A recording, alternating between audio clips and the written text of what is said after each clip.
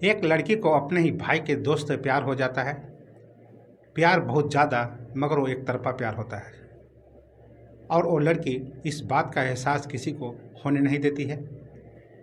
वक्त जैसे जैसे आगे बढ़ रहा होता है वैसे वैसे प्यार की सीमा भी बढ़ती चली जाती है और वो लड़की एक दिन अपने जो भैया के दो दोस्त होते हैं उसको प्यार का इजहार कर देती है और कहती है कि मैं तुम्हारे साथ जीना चाहती हूँ, तुमसे शादी करना चाहती हूँ। जैसे ही उस लड़की के भाई का दोस्त यह बात सुनता है तो इस मैटर को वो अपने परिवार वालों के पास रखता है, उनसे बातचीत करता है और कुल मिलाकर दोनों परिवार वालों की सहमति बन जाती है और उसके बाद दोनों की रजामंदी के बाद उन लड़की की शादी हो जाती है। शादी होने के बाद ज़िंदगी बिल्कुल ठीक ठाक चल रही होती है। फिर उस लड़की को एक बेटा जन्म लेता है और धीरे धीरे करके वक्त आगे बढ़ता चला जाता है। जब उसका बेटा लगभग 17 साल का हो जाता है उसके बाद उस लड़का का दोस्त बनना शुरू हो जाता है और उसके बाद उसके बेटे के दोस्तों का घर पर भी आना जाना शुरू हो जाता है। उस लड़के का लगभग 5 दोस्त अब तक बन जाते हैं। इन 5 दोस्त में से एक दोस्त से उस महिला को प्यार हो जाता है, यानी कि पहले भैया के दोस्त से प्यार कर बैठती है, अब वो अपने बेटे के दोस्त से प्यार कर बैठती है जिसका उम्र बहुत कम होता है। और इसी प्यार के चक्कर में एक दिन उसके बेटे को यह बात पता चल जाती है और 1-2 नहीं बल्कि 3-3 कत्ल की ऐसी कहानी लिखी जाती है जो सिर्फ आपने फिल्मों में देखी होगी, फिल्मों में सुनी होगी।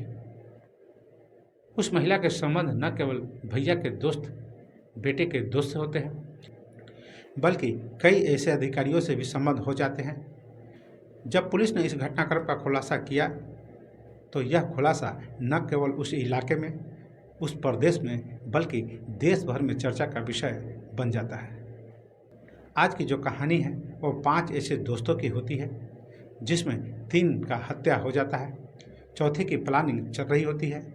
अगर पुलिस ने घटनाक्रम का सही वक्त पर खुलासा कर दिया होता तो इसमें महज एक भी हत्याएं नहीं होता, जबकि इसमें 3-3 हत्याएं हो जाते हैं। चौथे की प्लानिंग होते होते रुक जाती है। और आगे क्या होता है जानने के लिए वीडियो के अंत तक बने रहिए। तो सबसे पहले नमस्कार, आप देख रहे हैं न्यूज़ जीरा क्राइम और मैं आपके साथ विपिन।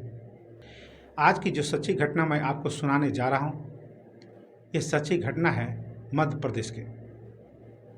जिला होता है गुना। दरअसल यहीं पर सिंचाई विभाग में एक अधिकारी होते हैं जिनका नाम होता है अंतर सिंह मीना। उनका एक इकलौता बेटा होता है जिसका नाम होता है हेमंत, जिसकी उम्र महज 17 साल के आसपास होती है। हेमंत अपने पापा से जिद कर रहा होता है कि पापा एक सेकेंड हैंड मोटरसाइकिल है, बहुत अच्छी है, बहुत बढ़िया है और महज 40,000 रुपये में मिल रही है।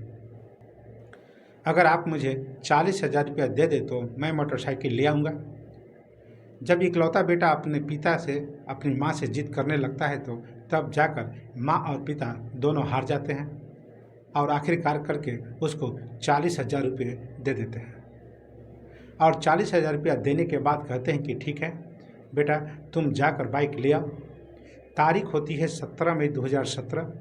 रात में लगभग 8 बजे के आसपास वह घर से पैसा लेकर निकल जाता है। घर से निकलने के बाद अपने दोस्त के पास पहुंचता है। दोस्त का नाम होता है हनी दुबे। हनी दुबे से कहता है कि मैं 40,000 रुपया लेके आ गया हूं बाइक लेने के लिए, चलते हैं। वो कहता है ठीक है और वो अपना स्कूटर उठाता है। साथ में यह लड़का हेमंत होता है। हेमंत मीना उसका दोस्त हनी, साथ में 2 और दोस्त होते हैं। एक का नाम होता है लोकेश लोधा होता है और चौथे दोस्त का नाम होता है ऋतिक नामदेव। चारों दोस्त अब यहाँ से खेजरा रोड के किनारे एक पटरा इलाका होता है, वहाँ पर जाकर रुक जाते हैं। सब पूछते हैं कि यहाँ क्यों रुके हो, तो एक दोस्त कहता है कि सरप्राइज़ है। बता दें कि सरप्राइज वाली बात ये होती है कि स्कूटर की डिग्गी के अंदर बियर की बोतलें होती हैं। फिर उस गाड़ी से बियर की बोतल निकाली जाती है। उसके बाद बैठ के तसल्ली से आराम से सभी लोग पीना शुरू कर देते हैं। चारों दोस्त यानी कि हेमंत, हनी, लोकेश, ऋतिक, चारों दोस्त आराम से बैठकर शराब पीने लगते हैं। और शराब पीने के बाद जब एक को छोड़कर सभी को अच्छे खासे नशे हो जाते हैं। इसमें से एक दोस्त जिसका नाम होता है हनी को नशा नहीं हो पाता है, क्योंकि शराब और बियर की जो तादाद होती है बोतलें की वो कम होती है। जब बोतल खाली हो जाती है, खत्म हो जाता है, तो हनी को गुस्सा आ जाता है। गुस्से में आने के बाद वो खाली बोतल को बहुत ही तेज़ी के साथ हेमंत मीना के सर पर मार देता है। और जैसे ही बोतल हेमंत मीना के सर में लगती है और वो बेहोश हो जाता है और वहीं पर ज़मीन पर गिर जाता है। इसके बाद बात यही नहीं थमती है, बल्कि उसके हाथ और गर्दन भी काट देता है। और इस हत्याकांड के गवाह होते हैं लोकेश और ऋतिक। जब ये हत्या कर देते हैं तब उसकी लाश को फेंक देते हैं और उसके बाद उसके पास से 40,000 रुपये, उसकी एक अंगूठी, पर्स और कई ज़रूरी चीज़ें जो साथ होती है, सभी सामान लेने के बाद यहाँ से चले जाते हैं, जिसमें एक कान की वाली, 2 मोबाइल फ़ोन भी होते हैं। यह ले जाने के बाद अब तीनों आपस में बंटवारा करते हैं। बंटवारा कुछ इस तरह से होता है। 22,000 रुपया वो लड़का रखता है, बोतल से मारकर हत्या कर दी थी, यानी कि हनी लेता है। और जो बाकी के 18,000 रुपये बचते हैं उसको वो दोनों दोस्तों लोकेश और ऋतिक को दे देते हैं। बंटवारे के बाद यहाँ से हनी सीधे अपना घर पहुँचता है। बता दें कि हनी का जो घर होता है वो कैंट एरिया में होता है, जहाँ उसकी माँ होती है। हनी अपनी माँ यानी कि पूनम को जाकर बताता है कि मैंने इस तरह से अपने दोस्त की हत्या कर दी है और यह 22,000 रुपया और कुछ सामान है। माँ ने जैसा ही यह बात सुनती है वो मामला समझ जाती है और वो मामला को घुमाने और अपने बच्चे को बचाने में जुट जाती है, क्योंकि उसकी माँ जो होती है बहुत ही शातिर किस्म की औरत होती है। उसने कहा कि इस बात के बाद तो पुलिस आएगी और जब पुलिस पहुँचेगी तो तुम्हें हर हाल में गिरफ्तार कर लेगी, इसीलिए एक ही तकरीब है, अब तुम्हें अगर बचना है तो अपने दोस्तों से मेरी बात करा।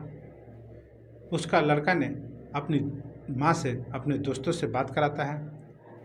तब माँ अपने बेटे के दोस्त से कहती है कि तुम में से किसी एक को किसी दूसरी जगह से यानी कि कहीं दूर जाकर फ़ोन करना होगा और फ़ोन करने के बाद उसके परिवार से फिरौती की रकम की मांग करनी होगी। तब इस बात के लिए ऋतिक तैयार हो जाता है और ऋतिक यहाँ यानी कि गुना से सीधा इंदौर पहुँच जाता है। बता दें कि गुना से इंदौर की दूरी 286 किलोमीटर है। 246 किलोमीटर दूर के जाने के बाद वहाँ से फ़ोन करता है उस लड़के के पिता को, यानी अपने दोस्त के पिता के पास 19 तारीख को फ़ोन करता है वो लड़का जिसका हत्या हो जाता है। 17 तारीख से वो लड़का गायब होता है। 18 तारीख को पूरे दिन उसे ढूंढा जाता है। उसके बाद 19 तारीख को वो फ़ोन करता है। फ़ोन करने के बाद कहता है कि 50 लाख रुपए की रकम हमें दे दीजिए, हमने तुम्हारे बेटे का किडनैप कर लिया है, अपहरण कर लिया है। अगर सही सलामत अपने बेटे की सलामती चाहते हो तो 50 लाख रुपए दे दो, नहीं तो हम उसका हत्या कर देंगे। और जैसे ही इंदौर से फ़ोन पहुंचता है, बता दें कि हालांकि 17 को गायब होने के बाद उस लड़के के पिता ने जाकर नज़दीकी पुलिस स्टेशन में शिकायत दर्ज करवाते हैं कि मेरा बेटा घर से गया मोटरसाइकिल लेने के लिए, मैंने उसे 40,000 रुपये भी दिए थे, ना तो उसका फ़ोन लग रहा है और न ही उससे कोई बात हो पा रही है। अब मैं समझ नहीं पा रहा हूँ कि आखिर करूँ तो क्या करूँ। मैंने अपने बेटे को हर जगह तलाश करने की कोशिश की, लेकिन मेरा शक है कि जो मेरा बेटा है वह हनी दुबे के आसपास हो सकता है, उसकी माँ के पास हो सकता है, इन दोनों के अलावा कहीं तीसरी जगह नहीं हो सकता। पुलिस हाल के अगले दिन यानी कि 18 तारीख को वहाँ जाती है और जाने के बाद जब पता करती है, पुलिस जब उससे पूछताछ करती है तो वो अपना आराम से इत्मीनान से घर पे मिलते हैं। कहते हैं कि हमने तो देखा ज़रूर था, वो तो आया भी था बाइक लेने के लिए और बाइक ली भी, वो कहीं और चला गया होगा, हमारा इससे ज़्यादा कुछ जानकारी नहीं है। शुरुआत में पुलिस ने इस मामले को उतनी गंभीरता से नहीं लिया होता है जितनी गंभीरता से पुलिस को लेना चाहिए। अब अगले दिन यानी कि 17 तारीख से बच्चा गायब था। 18 को पुलिस जाती है और 19 तारीख को इंदौर से ऋतिक का जब 50 लाख रुपए के लिए फ़ोन करता है तो पुलिस का ध्यान जाता है दूसरी जगह कि हाँ वाकई इसका अपहरण हुआ है। पुलिस अपने काम में लग जाती है और जैसे काम में लग जाती है एक दिन ऋतिक वापस लौट कर आ जाता है। तो इसी बीच में जो लोकेश जो चश्मदीद गवाह होता है, आगे लोकेश कहता है कि 50 लाख रुपए की रकम मांगी है। वो कहते हैं कि जी हाँ मांगी है। तो लोकेश कहता है कि मेरे हिस्से के पैसे अभी के अभी दे दो, मैं तुम्हारे इस लफड़े में नहीं पड़ना चाहता, इसलिए अगर तुमने मुझे पैसे नहीं दिए तो मैं पुलिस के पास जाऊंगा और जाकर सारी बात बता दूंगा कि किस तरह से तुमने हेमंत मीना की हत्या की है। जैसे ही ये बात हनी और उसका दोस्त सुनता है कि लोकेश इस तरह का काम कर सकता है तो उन्होंने कहा कि अब क्या करना चाहिए। तभी प्लानिंग बनाते हैं और कहते हैं कि परेशान क्यों होता है, पैसे का इंतजाम हो गया है लेकिन उतने पैसे नहीं मिलेंगे जितने पैसे फिरौती की रकम के मिलने के बाद मिलेंगे, इसलिए चलो निगमा। बता दें कि निगमा एक पहाड़ी इलाका होता है। निगमा के जंगल में वो स्कूटर से तीनों निकल पड़ते हैं। वहाँ जाकर बैठक करते हैं, आराम से इत्मीनान से शराब पीते हैं। अब हनी दुबे, ऋतिक, लोकेश ये तीनों साथी होते हैं। तीनों शराब पीने लगते हैं। जैसे ही लोकेश को पूरी नशा लगता है और वो सो जाता है, यानी कि लोकेश अब विरोध करने की स्थिति में नहीं होता है। तभी इसी बीच में उसकी भी वैसे ही हत्या कर दी जाती है जैसे कि हेमंत मीना की कर दी गई थी, क्योंकि अब उसे डर लगने लगा था कि हनी ऐसा न हो कि कहीं जाकर पुलिस को बता दे और इस हत्याकांड का पूरा खुलासा हो जाए। अब इसी बीच में इन्होंने क्या काम किया कि न केवल उसकी हत्या करते हैं बल्कि हेमंत के लाश को अगले दिन जाकर पेट्रोल से जला डालता है। ठीक वैसे ही इसकी लाश को भी पेट्रोल से बुरी तरह जला देता है। जलाने के बाद वे इत्मीनान से हो जाते हैं और कहते हैं कि इंतज़ार करते हैं कि आगे क्या होता है, लेकिन पुलिस इस मामले की जांच पड़ताल कर रही होती है। अब पुलिस के रडार पर ये जो दोस्त होते हैं जो भी गायब होता है, पुलिस उनको तलाश कर रही होती है। पुलिस का ध्यान उन पर जा रहा होता है। हनी अपने घर पर मौजूद रहता है। हनी के बारे में पुलिस इतनी कोशिश नहीं कर रही होती है। पुलिस को लग रहा होता है कि ऋतिक ने मर्डर किया होगा या जो गायब होगा। फिर लोकेश पर शक जाने लगता है तो पता चलता है कि लोकेश तो मर चुका है। अब ऋतिक ने भी कहा कि भाई क्या करना है, कैसे करना है। तभी हनी ने कहा कि ऐसा ना हो कि पुलिस तक यह पहुंच जाए, यह घटनाक्रम का खुलासा हो जाए, क्योंकि इसने 2 मर्डर अपनी आंखों से होते हुए देखा है। तभी वो अपने एक और दोस्त के पास जाता है जिसका नाम होता है संस्कार, और संस्कार से कहता है कि यार तुम्हें लेकर कहीं चलना है। ऋषि को पूरा विश्वास रहे कि अब उसके साथ कुछ नहीं होने वाला है। तारीख होती है 26 मई 2017। पटेल नगर के रेलवे पुलिया के नीचे पहुंच जाता है। वहां जाने के बाद हनी दुबे, ऋतिक, नामदेव, साथ ही उसका एक और दोस्त होता है संस्कार, आराम से बैठते हैं, शराब पीने लगते हैं। शराब पीने के बाद मौका देखते ही उसका जो नया दोस्त था संस्कार, उसको बिल्कुल अपने फेवर में ले लेता है। ऋतिक को हत्या करना है, यानी कि अब वो तीसरा भी हत्या कर देता है। उस पुलिया के नीचे हत्या कर देता है। मर्डर करने के बाद उसकी लाश को इत्मीनान से जला देता है। जलाने के बाद वहाँ से आराम से निकल जाता है। लेकिन 17 मई 2017 को एक मिंटू नाम का लड़का उस रास्ते से गुजर रहा होता है और उसे अचानक से टॉयलेट लग जाता है और वो उस पुलिया के नीचे पहुंच जाता है। और जब पुलिया के नीचे देखता है तो एक लाश पड़ी हुई रहती है। तभी पुलिस कंट्रोल रूम को फ़ोन करता है, कहता है कि यहाँ पर एक लाश पड़ी हुई है। उधर पुलिस लगातार 2-3 लड़के जो गायब हो जाते हैं उन लड़का को ढूंढता है। वो लड़का ऋतिक मिलता है, उससे कार्ड मिल जाते हैं और कार्ड मिलने के बाद उसे पता चलता है कि यह कौन है और क्या है। अब इसके बाद फिर पुलिस ने घटनाक्रम के खुलासे की लगातार कोशिश कर रही होती है। हनी को लगता है कि ऐसा न हो कि इस घटनाक्रम का खुलासा हो जाए। उसका दोस्त संस्कार है, कहीं ऐसा न हो कि वो पुलिस के पास जाए और पूरे घटनाक्रम का खुलासा कर दे। तो इसलिए अब उसकी भी हत्या की प्लानिंग शुरू हो जाती है और पुलिस ने अपनी जांच पड़ताल करने के बाद एक एक कड़ी को जब जोड़ना शुरू कर देता है, सर्विलांस हो, सीसीटीवी कैमरे हो, चाहे मोबाइल की सीडीआर हो, सब जब निकालने शुरू किए जाते हैं तो कुल मिलाकर हनी पुलिस के हाथे चढ़ जाता है। पुलिस उसे गिरफ्तार करती है और गिरफ्तार करने के बाद उसको जेल भेज दिया जाता है। जब उसे पूछा जाता है कि तुमने ऐसा क्यों किया, तब वो एक चौंकाने वाला घटनाक्रम का खुलासा करता है। वो कहता है कि इन 5 दोस्तों में से जो हेमंत होता है, उसके परिवार की अच्छी आर्थिक स्थिति होती है। वो उसका घर पर आना जाना रहता था और उसकी माँ से उसकी नज़दीकियाँ कुछ ज़्यादा बढ़ जाती है और वो नज़दीकियाँ उसे बर्दाश्त नहीं कर पाता है। इसलिए उसने प्लानिंग की, वो अपने दोस्त की हत्या कर देगा। पहले दोस्त की हत्या की इसलिए करता है क्योंकि उसकी माँ से उसके अवैध संबंध हो जाते हैं। दूसरी दोस्त की हत्या इसलिए करता है क्योंकि पुलिस को धमकी दे रहा था कि मैं जाकर शिकायत कर दूंगा, पुलिस को बता दूंगा। तीसरा दोस्त का जो हत्या इसलिए किया क्योंकि लग रहा था कि 2 हत्याओं का ये चश्मदीद गवाह है, कहीं ऐसा न हो कि एक घटनाक्रम का खुलासा कर दे। और जब पुलिस ने तीसरी लाश सबसे पहले बरामद की तो इसे लगा कि शायद संस्कार भी एक घटनाक्रम का खुलासा न कर दे, इसीलिए उसकी भी हत्या की प्लानिंग कर रहे थे। तभी पुलिस आती है और उसे गिरफ्तार कर लेती है और गिरफ्तार करने के बाद उसको जेल भेज देती है। जेल भेजने के लगभग 5 साल तक मामला निचली अदालत में चलता रहता है। उसके बाद फिर कोर्ट का फैसला आ जाता है।